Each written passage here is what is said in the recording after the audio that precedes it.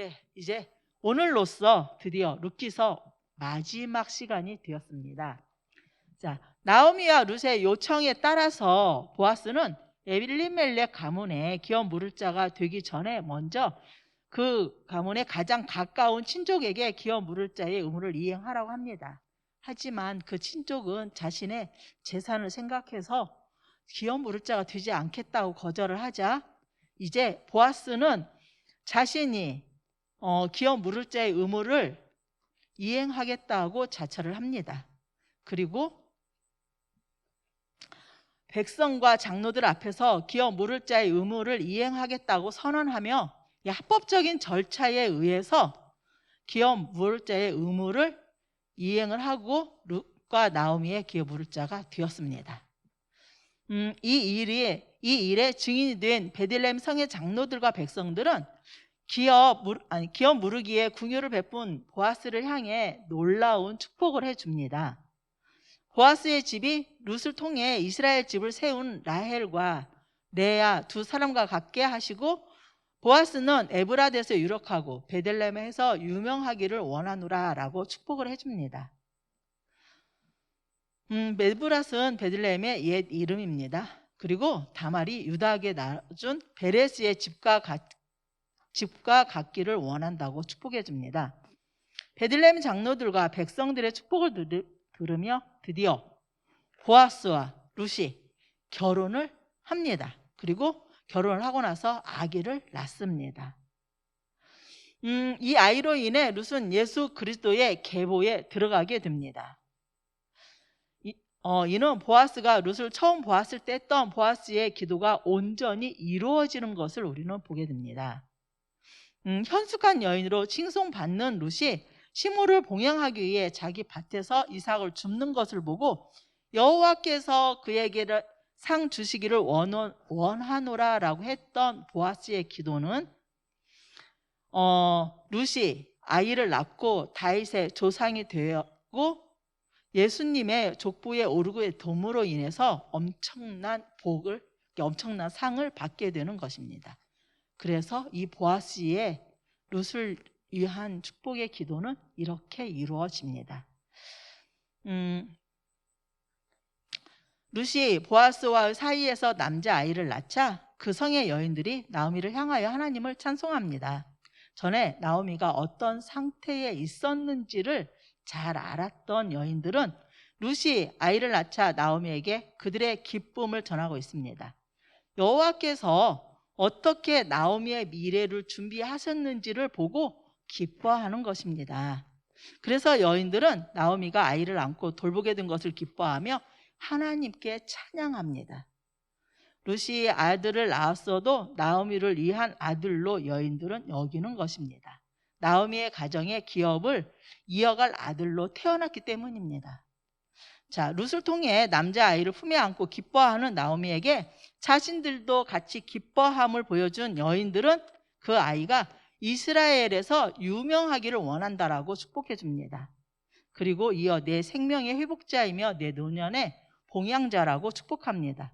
이 아기가 나오미의 생명을 회복시키며 나오미의 노년에 나오미를 돌봐줄 아기라고 축복하고 있는 것입니다. 나오미의 두 아들이 죽고 대를 이어갈 수 없는 죽은 것과 마찬가지인 나오미의 가정에 이 아이가 태어남으로 인해서 나오미의 기업은 이어갈 수 있게 되었던 것입니다. 그래서 이것이 그 가정을 이어가고 기업을 이어가게 됨으로 인하여 다시 그 죽어갈 수 있는 기업이 회복이 되어지는 것입니다. 그리고 나오미의 노후 생활을 돌봐줄 손자가 생겼다라는 축복의 말을 해주고 있습니다.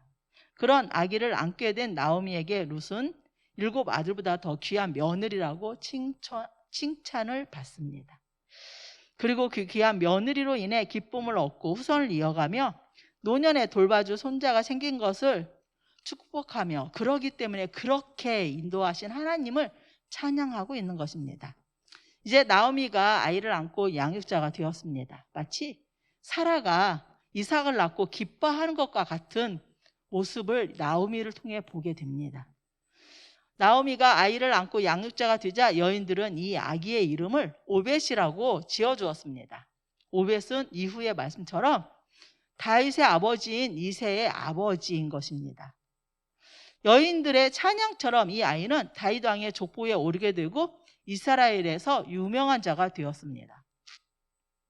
이스라엘 역사상 가장 위대한 왕인 다윗의 조상이 되었고 여인들의 축복은 이렇게 이루어지게 됩니다. 그리고 12절에서 모든 백성과 장로들이 축복했던 베레스의 집과 같이 되기를 원한다는 말도 오벳을 낳음으로 인해 이게 이루어지는 것입니다. 베레스는 다말이 유다를 통해 낳은 아들입니다. 다말이 유다를 통해 아이를 낳는 것은 계대 결혼법으로 대를 이어간 것처럼 룻이 보아스를 통해 엘리멜렉 기업을 이어가기를 원한다는 뜻이었습니다. 그리고 룻이 아들을 낳자 고엘 제도에 의해 이 아이는 엘리멜렉 가게의 기업을 이어가게 된 것입니다. 이제 베레스를 시작으로 다윗까지의 족보가 나옵니다. 베레스를 시작으로 족보가 나오는데 그 후손에서 다윗이 나오고 예수 그리스도가 나오는 것입니다. 이스라엘 역사상 가장 위대한 인물로 칭송받는 다윗 가문과 예수 그리스도의 계보가 천한 이방 여인에 의해 이어지고 형성되었다는 것은 하나님께서 이후에 이루실 구원 역사의 놀라운 섭리를 보여주고 있습니다.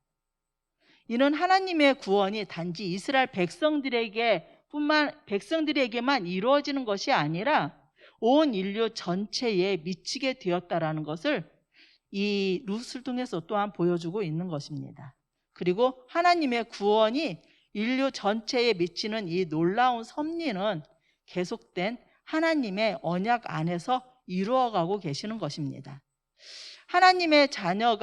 하나님께서는 자녀가 없는 아브라함에게 하늘의 별과 같이 바다의 모래와 같이 많은 후손을 약속을 하셨습니다. 그리고 가나안 땅도 약속을 하셨습니다. 이 하나님의 언약은 베들레헴의 백성과 장로들이 보아스에게 한 축복처럼 야곱은 라헬과 레아를 통해 많은 후손을 낳게 되고 이스라엘의 모태가 되었습니다. 그러나 이러한 많은 후사는 단지 많은 그러한 후사를 낳는, 많은 사람들을 그러한 후손들이 많다라는 것으로만 표현할 수는 없습니다. 무슨 얘기냐면 많은 후손들이 태어난 건 맞지만 더 중요한 건 이 후손들이 믿음의 후손으로 이어져 가고 있다는 것을 보여주고 있습니다. 이는 하나님을 신실하게 믿는 믿음의 후손들이 이어지고 다말은 유다를 통해 베레스를 낳았습니다. 다말 또한 계대 결혼법을 통해 아들을 낳게 됩니다. 야곱은 유다에게 축복할 때 창세기 49장 10절에서 주가 유다를 떠나지 아니하며 통치자의 지팡이가 그 발 사이에서 떠나지 아니하시기를 실로가 오시기까지 이르리니라고 축복을 했습니다. 유다를 통해 왕권이 이어질 것이며 그 유다를 통해서 이제 메시아가 올 것이라는 것이 야곱이 유다에게 하신 축복이었습니다. 그런데 하지만 유다는 두 아들이 죽고 셋째 아들도 성장하지만 그 아들을 다말에게 주지 않습니다. 유다의 후손이 이어져야 왕의 계보가 이어질 텐데 왕의 계보가 이어지지 않습니다. 그렇기 때문에 다말은 유다를 통해서 그 유다의 후손을 낳고 그 아이가 바로 베레스가 되는 것입니다. 그래서 이와 같이 계대 결혼법으로 이어졌지만 고엘 제도 안에서 이루어졌지만 그 이어진 후손처럼 룻에게도 이 백성들은 축복을 했던 것이었습니다. 자, 그리고 베레스는 보아스의 직계 조상이 되었습니다. 베레스의 후손인 보아스와 결혼한 룻은 이방 여인으로 이스라엘에서는 인정받을 수 없는 여인이었습니다. 더군다나 룻은 모압 여인으로 모압 사람들은 이스라엘의 총회에 들어갈 수 없었습니다. 그것은 출애굽기에서 나오는 하나님께서 하신 말씀이었습니다. 그런데 하나님께서는 이 모압 여인인 룻을 통해서 오벳을 낳게 하셨고 다윗의 조상이 되게 하셨습니다. 아브라함에게 하셨던 언약은 룻을 통해서 계속해서 이어가고 계셨던 것입니다. 우리 본문 18절에서 보면 베레스의 족보는 예수 그리스도의 족보로 그대로 나타나고 있는 것을 볼 수 있습니다. 자, 18절에서 이어지는 베레스의 족보가 쭉 나오는데 그 족보는 마태복음 1장에서 예수 그리스도의 족보로 이어지고 있습니다. 이것은 영원한 왕이신 예수 그리스도가 베들레헴에서 탄생한 사건이 베들레헴 성에서 루색에 축복한 장로들과 백성들이 예언했던 축복의 성취라는 것을 알게 합니다. 마태는 베레스의 족보를 예수 그리스도의 족보에 넣음으로 인해서 이 예언의 축복이 루세의 후손으로 오신 예수 그리스도에 의해 성취되었다라는 것을 증명하고 있습니다. 다윗의 후손으로 오신 예수 그리스도는 다윗 왕궁과는 전혀 다른 새로운 나라를 건설합니다. 다윗이 하나님을 왕으로 한 이스라엘 나라를 건설한 시조가 되었다면 예수님은 영적으로 새로운 나라의 시조가 되셨습니다. 영적인 나라를 이루셨습니다. 그리고 또한 다윗 왕국은 지상에 속한 나라였지만 예수님의 나라는 지상 국가와는 전혀 다른 하나님 나라를 이루어 가시는 것입니다. 이것은 하나님의 통치에 의한 자발적인 순종, 즉 하나님의 나라는 하나님의 말씀에 순종하는 사람들이 이루어가는 하나님의 나라인 것입니다. 이것으로 다윗의 통치권은 지상에서 그 통치가 이루어지고 있지만 예수님의 통치권은 전 우주적인 통치가 이루어지고 있다는 것을 볼 수 있고, 이 통치가 어디에서 언약으로 나오냐면 아브라함에게 하나님께서 하셨던 언약에서 이게 나옵니다. 하나님께서는 아브라함에게 하신 모든 족속이 너로 말미암아 복을 얻을 것이라고 하신 언약이 이렇게 이루어지게 되는 것입니다. 그래서 요한은 이 예수님을 가르쳐 만왕의 왕이요 만주의 주라고 말씀했던 것입니다. 이러한 만왕의 왕이요 만주의 주이신 예수님의 계보를 보며 놀랍게도 이 보아스와 룻이 있는 것입니다. 이 시대가 언제예요? 사사기 시대입니다. 영적으로 가장 암흑의 시대 때, 정말 가장 암흑의 시대 때 하나님을 신실하게 믿고 말씀대로 사는 보아스와 이방 여인이지만 하나님을 믿고 끝까지 시어머니인 나오미와 함께 하겠다는 롯을 통해서 하나님께서 이루어 가시는 것입니다. 이들의 신실함은 하나님께서 보이지 않는 손길로 놀라운 구원의 역사를 이루어가고 계셨습니다. 놀랍도록 이끄시는 하나님의 손길이 보아스와 룻을 통해 메시아 도래를 만들어가고 계셨던 것입니다. 우리는 룻기서를 통해 보이지 않는 하나님의 손길이 어떻게 구원의 역사를 이루어가고 있는지를 지금까지 1장에서부터 4장까지 보았습니다.